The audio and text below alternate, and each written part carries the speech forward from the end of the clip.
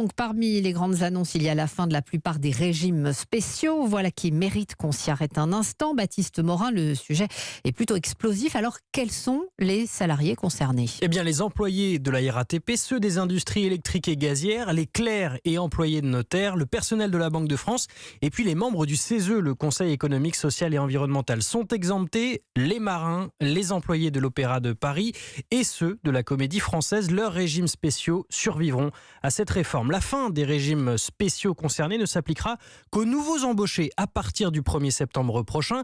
C'est la fameuse clause du grand-père, celle qui avait déjà été appliquée dans la réforme de la SNCF. Pour les nouveaux arrivants des régimes spéciaux concernés, il faudra donc travailler plus longtemps. Les détails exacts seront décidés par une consultation des représentants de ces régimes.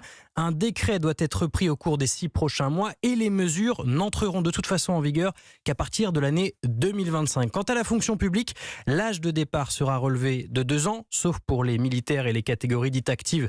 On parle des policiers et des pompiers notamment. Et puis le point important, pour eux, le calcul de la pension restera fait sur les 6 derniers mois et non les 25 meilleures années. Ce sera donc la règle pour eux, 6 mois, 25 meilleures années, c'est dans le privé.